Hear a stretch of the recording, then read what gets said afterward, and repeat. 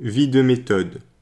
Le 6e jour du mois d'avril, commémoration et vie de notre vénérable père et docteur, Méthode, archevêque morave. Père, donnez votre bénédiction.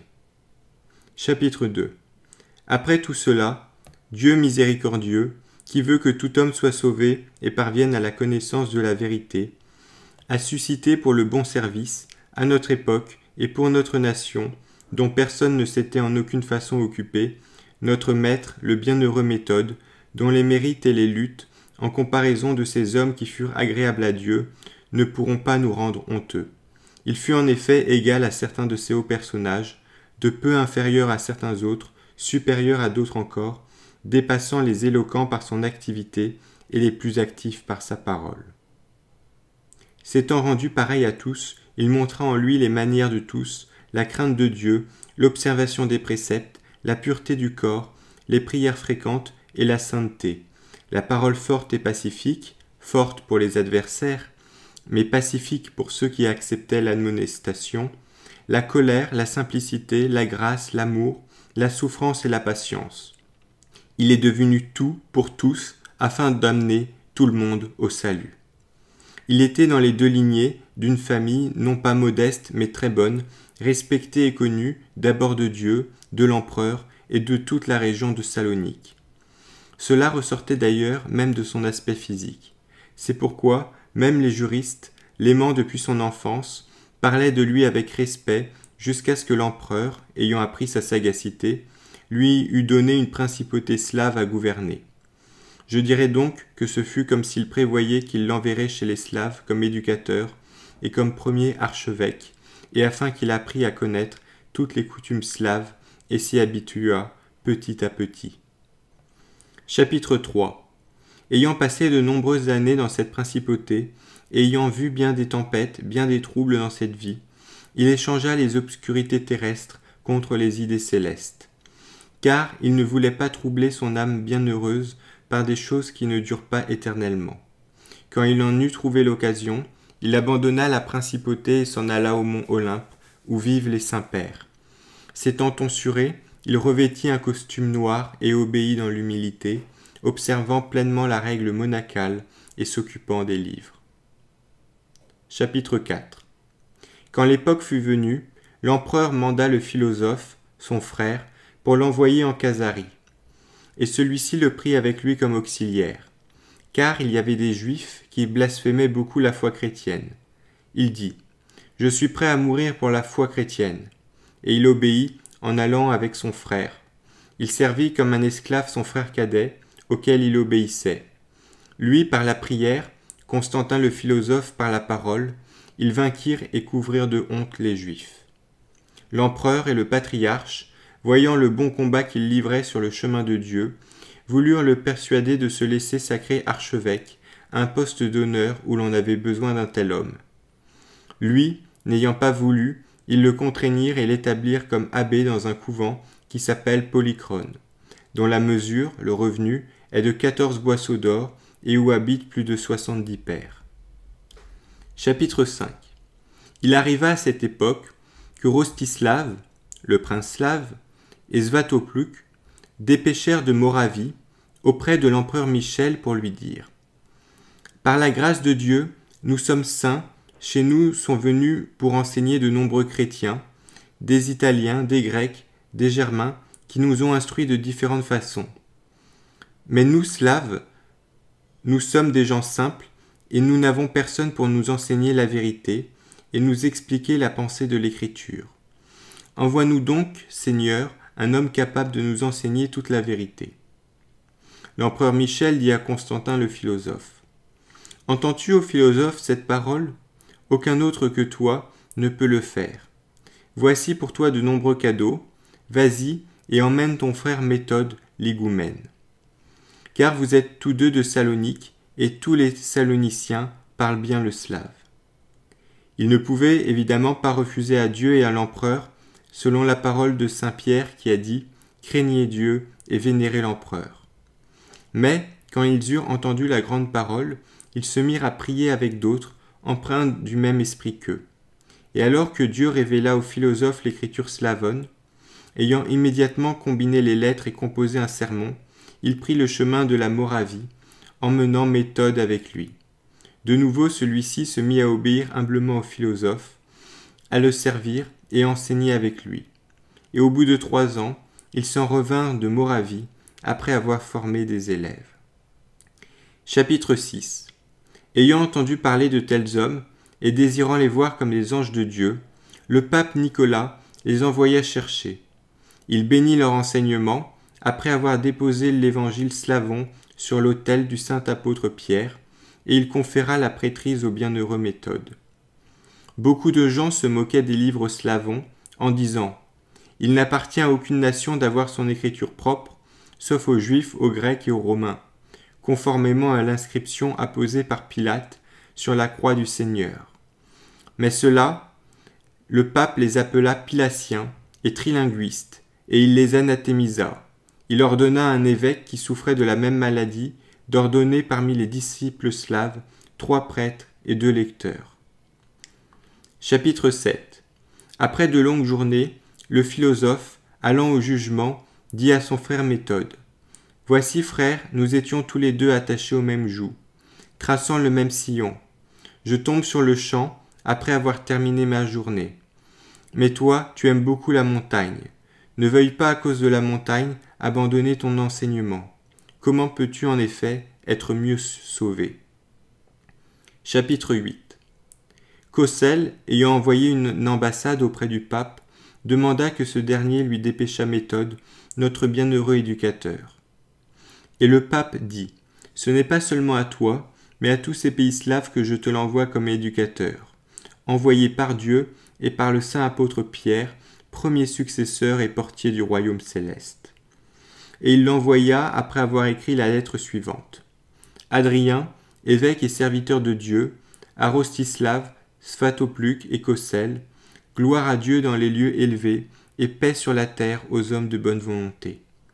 Nous avons entendu dire à votre sujet des choses qui concernent l'âme et que pour votre salut nous avions ardemment souhaité par la prière. Nous avons appris comment Dieu a soulevé vos cœurs pour que vous le cherchiez et comment il vous a montré qu'on doit le servir, non pas seulement par la foi mais par les bonnes œuvres.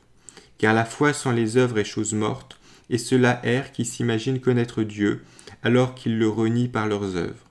Ce n'est pas seulement au Saint-Siège que vous avez demandé un éducateur, c'est aussi au pieux empereur Michel. Et il vous a envoyé le bienheureux philosophe Constantin et son frère, alors que nous ne le pouvions pas. Lorsqu'ils ont appris que votre pays appartenait au siège apostolique, ils n'ont rien fait contre le canon, mais ils sont venus à nous en apportant même les reliques de Saint Clément. Nous en sommes 3 fois réjouis, et ayant réfléchi, nous avons décidé d'envoyer dans vos régions, après l'avoir sacré avec ses disciples, Méthode, notre fils d'homme de parfaite intelligence et orthodoxe. Il a mission de vous enseigner, comme vous l'avez demandé, en expliquant l'écriture dans votre langue et suivant absolument tout l'ordre ecclésiastique, la Sainte Messe, comprise et par conséquent également compris, le service et le baptême, ainsi qu'avait commencé à le faire par la grâce de Dieu et sur la prière de Saint Clément, Constantin le philosophe. Et si de même, quelqu'un d'autre peut enseigner d'une manière digne et orthodoxe, que cela soit saint et béni par Dieu, par nous et par toute l'Église, catholique et apostolique, afin que vous puissiez apprendre facilement les commandements divins. Observez seulement cette coutume, qu'au cours de la messe, on dise l'épître et l'évangile d'abord en latin, puis en slavon, pour que la parole de l'Écriture soit accomplie, toutes les nations louez le Seigneur. Et ailleurs, tous racontent dans des langues diverses les grandes œuvres de Dieu, selon que le Saint-Esprit leur donnait de s'exprimer. Et si l'un des maîtres assemblés chez vous, et de ceux qui plaisent aux oreilles et passent de la vérité aux erreurs, osait vous séduire d'une autre façon, en blâmant l'écriture de votre langue, que celui-là soit exclu non seulement de la communion, mais aussi de l'Église, jusqu'à ce qu'il se corrige. Car ce sont là des loups et non pas des brebis, qu'il faut reconnaître à leurs fruits, et dont il faut se garder. Quant à vous, mes enfants bien-aimés, écoutez l'enseignement divin, et ne repoussez pas les commandements de l'Église, pour devenir en compagnie de tous les saints, de vrais adorateurs de Dieu, notre Père céleste. Ainsi soit-il. Cossel le reçut avec de grands honneurs et l'envoya accompagné de 20 nobles auprès du pape pour être sacré à l'évêché de Pannonie, siège de saint Andronique, apôtre de 70 disciples. Et ce fut ce qui eut lieu. Chapitre 9. Par la suite, le vieil ennemi, envieux du bien et adversaire de la vérité, souleva contre Méthode le cœur de l'assassin du roi Morave, ainsi que tous les évêques qui lui dirent « Tu enseignes dans notre territoire ». Et il répondit « Oui, si je savais qu'il fût à vous, j'éviterais de le faire. Mais il appartient à Saint-Pierre. Et en vérité, si par jalousie et par ambition, vous sortez des anciennes frontières contrairement au canon, en dressant des obstacles à l'enseignement divin, craignez que voulant percer avec la tête une montagne de fer, vous ne perdiez le cerveau. » Ils lui dirent « Si tu parles avec colère, tu te porteras mal. » Méthode répondit « Je dis la vérité en présence des empereurs et je n'en rougis pas. Mais vous, vous faites votre volonté contre moi, car je ne suis pas meilleur que ceux qui disent la vérité, ont perdu cette vie au milieu de multiples souffrances. » Bien des paroles ayant été échangées, sans qu'ils ne pussent rien lui opposer, le roi dit avec bienveillance « N'importunez pas mon cher Méthode. Il est tout en sueur comme s'il se tenait près d'un poêle. » Et Méthode dit « Certainement, Seigneur, un jour des gens ayant rencontré un philosophe en sueur lui dirent « Pourquoi sues-tu » Il leur dit « J'ai discuté avec des gens grossiers. » Ils se querellèrent à propos de ce mot, puis se séparèrent. Mais, l'ayant envoyé en Souabe, ils le retinrent 2 ans et demi. Chapitre 10. L'écho de ces événements parvint jusqu'au pape. À cette nouvelle, il lança l'excommunication contre eux, tous évêques du roi, pour les empêcher de célébrer la messe, c'est-à-dire le service liturgique, tant qu'ils retiendraient Méthode prisonnier. Ils le relâchèrent donc après avoir dit à Cossel « Si tu le gardes près de toi, tu auras affaire à nous. » Mais ils n'échappèrent pas au jugement de Saint-Pierre, car 4 d'entre eux moururent. Il arriva alors que les Moraves, ayant appris que les prêtres allemands qui vivaient au milieu d'eux ne leur voulaient pas de bien, mais complotaient contre eux, les chassèrent tous et députèrent auprès du pape pour lui dire « Puisqu'autrefois nos pères ont reçu le baptême de Saint-Pierre, donne-nous Méthode pour archevêque et pour maître. » Le pape envoya immédiatement ce dernier, et le prince Vatopluc, l'ayant reçu en compagnie de tous les Moraves, lui confia toutes les églises et le clergé de toutes les villes. Depuis ce jour, l'enseignement divin commença à se développer largement, le clergé a augmenté dans toutes les villes, et les païens à croire dans le vrai Dieu, en rejetant leurs erreurs. De même, le pays morave commença à s'étendre davantage de tous côtés, et à combattre ses ennemis, avec le succès dont eux-mêmes parlent toujours. Chapitre 11. Il y avait également en Méthode un don prophétique. Comme beaucoup de ces prophéties se sont accomplies, nous en compterons 1 ou 2. Un prince païen très puissant, établi sur la Vistule, raillait les chrétiens et les tourmentait. Méthode lui fit dire par un envoyé « Il serait bon, fils, que tu te fasses baptiser de ton propre gré dans ton pays, pour ne pas être fait prisonnier et baptisé de force en territoire étranger, en te souvenant alors de moi. » Et c'est ce qui arriva. Une autre fois, comme Svatopluc, guerroyant contre les païens, n'agissait pas, mais temporisait, la messe de Saint-Pierre, c'est-à-dire le service liturgique étant proche, il lui envoya quelqu'un pour lui dire « Si tu me promets de passer près de moi avec ton armée, fais confiance en Dieu, qu'il te les livrera sous peu. » Ce qui en effet arriva. Un homme très riche, un conseiller, épousa une de ses parentes, sa belle-sœur. Et Méthode, malgré des exhortations, des explications et des avertissements répétés, ne réussit pas à les séparer. Car d'autres qui se disaient serviteurs de Dieu les séduisaient secrètement, les flattant à cause de leur fortune, pour finalement les faire rompre avec l'Église. Méthode dit « Il viendra un temps où ces flatteurs ne pourront plus vous aider. Vous vous souviendrez alors de mes paroles, mais il n'y aura plus rien à faire. » Soudain, après leur séparation d'avec Dieu, une catastrophe fondit sur eux, et il fut impossible de retrouver leur place, car l'Aquilon les avait emportés comme de la poussière et les avait dispersés. D'autres événements analogues se produisirent, qu'il expliquait clairement au moyen de paraboles. Chapitre 12. Impatient de tout cela, le vieux criminel, jaloux du genre humain, souleva contre Méthode un certain nombre de gens, tels Dathan et Abiram contre Moïse. Les uns ouvertement, les autres clandestinement.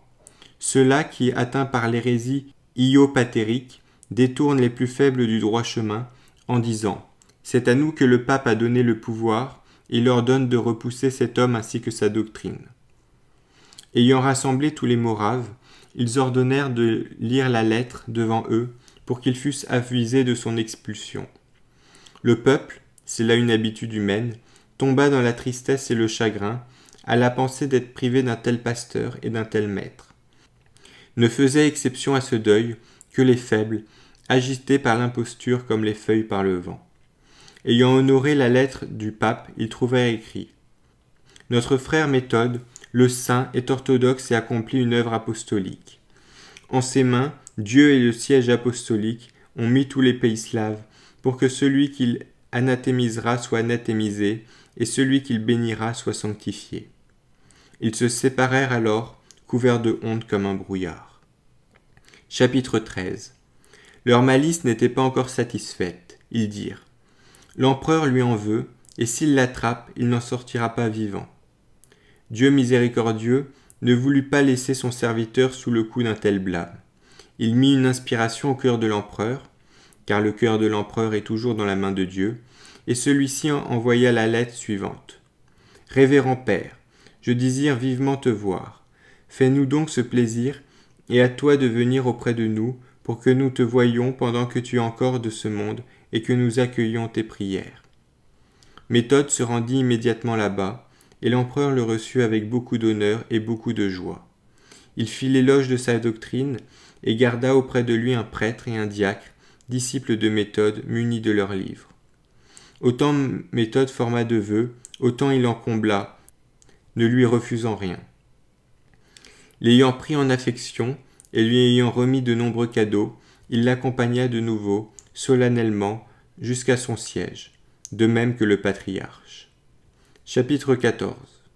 Au cours de tous ces voyages, Méthode courut bien des périls, du fait du diable, dans le désert, parmi les bandits, sur mer, au milieu, des vagues déchaînées par le vent, sur les fleuves, sur des fonds sableux inattendus, de sorte que la parole de l'apôtre s'accomplit à son propos. En péril de la part des brigands, en péril sur la mer, en péril sur les fleuves, en péril parmi les faux frères, dans le travail et dans la peine, exposé à de nombreuses veilles, à la faim et à la soif, et à tous les autres tourments dont se souvient l'apôtre. Chapitre 15. S'étant ensuite éloigné de tout bruit, et s'en étant remis à Dieu de tous ses soucis, il désigna d'abord parmi ses disciples 2 prêtres, scribes exercés, et traduisit rapidement du grec en slavon l'ensemble des livres saints, ceux des Maccabées exceptés. Il mit 6 mois, ayant commencé au mois de mars, et travaillé jusqu'au 26e jour du mois d'octobre. Quand il eut terminé, il rendit à Dieu les hommages qui lui étaient dus, et il le glorifia pour lui avoir accordé pareille grâce et un tel succès. Ayant avec son clergé célébré les saints mystères, il honora la mémoire de saint Démétrios. Avec Constantin le philosophe, il n'avait en effet traduit auparavant que le psautier et l'évangile, ainsi que les écrits apostoliques et un choix de services ecclésiastiques. À cette époque, il traduisit même le nomocanon, c'est-à-dire la règle de la loi, et les livres des pères.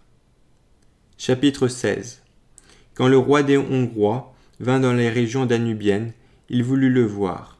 Malgré certains qui disaient et pensaient qu'il ne serait pas aisément libéré, Méthode se rendit auprès de lui. Et ce dernier le reçut comme un prince, avec honneur, solennité et gaieté. Il lui parla comme on doit parler à de tels hommes, et il le congédia affectueusement, lui disant en l'embrassant et en le comblant de dons, « Père vénérable, souviens-toi toujours de moi dans tes prières. » Chapitre 17. Il liquida ainsi toutes les causes de difficulté surgissant de toutes parts. Il ferma la bouche aux bavards et termina sa course conservant la foi en attendant la couronne de justice. Et parce qu'il était particulièrement aimé et affectionné de Dieu, le moment commença à approcher où il se reposerait à l'abri des troubles et serait récompensé de tant de peines. On lui posa la question suivante. « Père vénérable, lequel de tes disciples juges-tu digne de te succéder dans ton enseignement ?» Il leur montra l'un de ses disciples intimes, du nom de Goradz, en disant « Celui-ci est un homme libre de votre pays, très versé dans les livres latins et orthodoxes. Son choix fera donc la volonté de Dieu et sera agréable à vous comme à moi. » Tout le peuple s'étant assemblé le dimanche des Rameaux, il alla à l'église, et si faible qu'il fût, il bénit l'empereur, le prince, le clergé et tous les assistants. Et il dit « Mes enfants, gardez-moi jusqu'au 3e jour. » Il en fut ainsi. À l'aurore du 3e jour, il dit « Seigneur, je remets mon âme entre vos mains. » Dans les bras des prêtres, il s'endormit le 6 avril, l'an 6393 de la création du monde. Ses disciples, après avoir tenu conseil et lui avoir rendu les honneurs qui lui étaient dus, célébrèrent le service ecclésiastique en latin, en grec et en slavon, et le déposèrent dans l'église cathédrale. Il rejoignit ainsi ses pères, les patriarches, les prophètes et les apôtres, les éducateurs et les martyrs. Le peuple s'étant assemblé en une foule innombrable, l'accompagna avec des cierges, pleurant le bon maître et le bon pasteur. Tous étaient présents, hommes et femmes, petits et grands, riches et pauvres, libres et esclaves, veuves et orphelins, étrangers et indigènes, malades et bien portants. Il était en effet devenu tout pour tous, afin de les conduire tous au salut. Toi donc, tête sainte et bienheureuse, dans tes prières regarde vers nous qui soupirons après toi. Délivre tes disciples de tout danger, en étendant l'enseignement et en expulsant l'hérésie. Ainsi pourrons-nous, après la vie de ce monde, comme il convient à notre vocation, nous tenir avec toi, nous qui sommes ton troupeau, debout à la droite du Christ notre Dieu, de qui nous aurons obtenu la vie éternelle. À lui gloire et honneur dans les siècles des siècles, ainsi soit-il.